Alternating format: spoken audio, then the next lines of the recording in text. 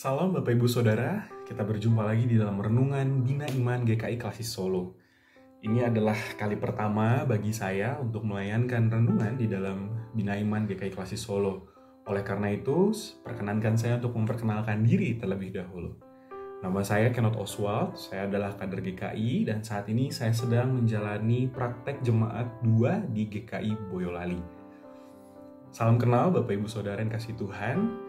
Dan sebelum kita melanjutkan, sebelum kita mendengarkan firman Tuhan, mari kita siapkan hati kita berdoa.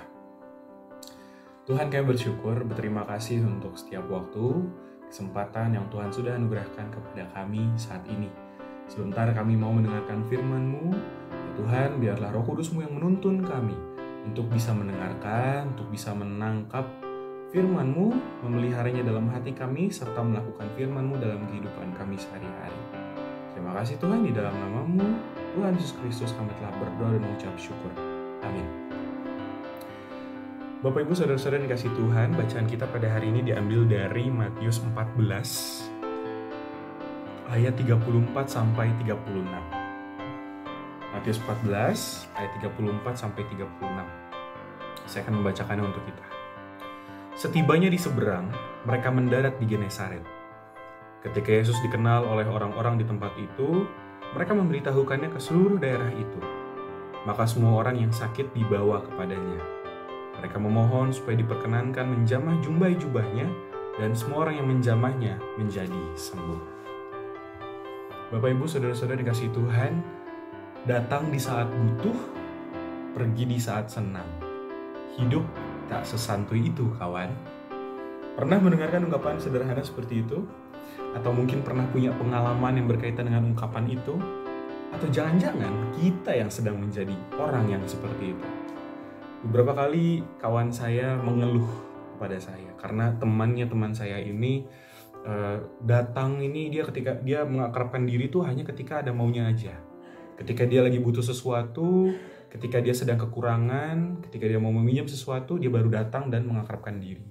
Tapi ketika sudah enak, ketika kebutuhannya sudah dipenuhi, tiba-tiba hilang tanpa kabar. Menyapa pun tidak. Kalau kita punya teman yang seperti ini, kira-kira kita harus apakan dia ya Bapak Ibu Saudara? Bapak Ibu Saudara, Genesaret, tempat kedatangan Yesus dalam bacaan kita hari ini sebenarnya bukan kampung halaman Yesus. Bukan kampung halaman Yesus, tapi nama Yesus begitu terkenal sampai ke kampung orang. Ya gimana nggak terkenal? Kalau kita lihat perikop-perikop sebelumnya, ada banyak sekali keajaiban, mujizat yang Yesus lakukan dalam pelayanannya. Dia memberi makan 5.000 orang laki-laki, itu baru laki-laki, belum perempuan dan anak-anaknya. Habis memberi makan 5.000 orang, dia berjalan di atas air. Yang menyaksikan dia berjalan di atas air itu bukan hanya para murid, tapi juga para awak perahu. Nahkodanya, keneknya, beritanya jadi menyebar kemana-mana. Sesuatu yang nampaknya mustahil dan tidak mungkin, tiba-tiba jadi mungkin karena dikerjakan oleh satu orang.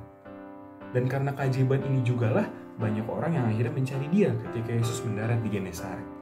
Apa buktinya? Di ayat 35 dikatakan, ketika Yesus dikenal oleh orang-orang di tempat itu, mereka memberitahukannya ke seluruh daerah itu, maka semua orang yang sakit dibawa kepadanya.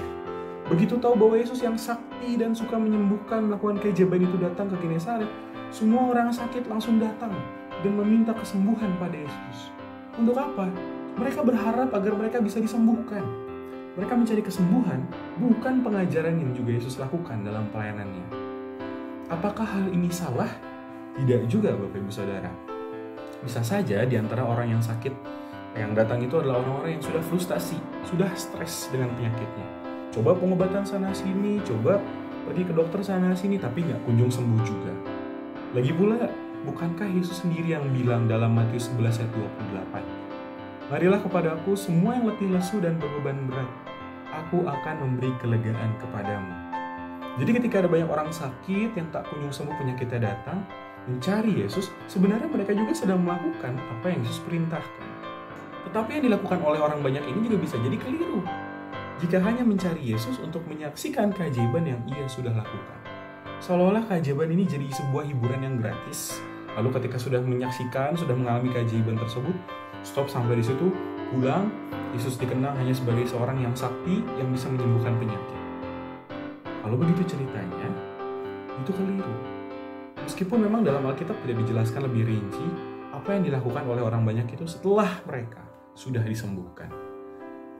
Saudara-saudara, Bapak Ibu dikasihi Tuhan, mari kita juga bertanya pada diri kita sekarang. Pernahkah kita juga mencari Yesus? Pernahkah kita juga mencoba untuk datang kepadanya, mendekat-dekatkan diri kita kepadanya? Dan kalau pernah, mari kita juga bertanya lagi pada diri kita. Apakah yang kita harapkan ketika kita mencari Yesus? Untuk apa kita mencari Yesus? Apakah yang kita harapkan sebuah keajaiban semata? Apakah yang kita harapkan adalah sebuah mukjizat yang menurut kita tidak masuk akal untuk terjadi dalam kehidupan kita? Jika hanya itu motivasi kita, maka kita perlu berhati-hati. Mengapa? Begitu kita sudah mendapatkan keajaiban atau mukjizat itu, besar kemungkinan juga bagi kita untuk tidak lagi mencari Yesus di kemudian hari. Kebutuhan dan keinginan sudah terpenuhi kok. Mau cari apa lagi? Sudah selesai dong urusannya. Atau justru sebaliknya, kalau tidak terpenuhi, bisa juga kita jadi kecewa, menyerah, tidak lagi mencari Yesus. Kita nggak nemu kok apa yang kita cari di dalam Yesus. Buat apa? Kalau begitu kasusnya, maka ungkapan ini pun bisa berlaku bagi kita. Datang di saat butuh, pergi di saat senang. Hidup tak sesantuy itu, kawan.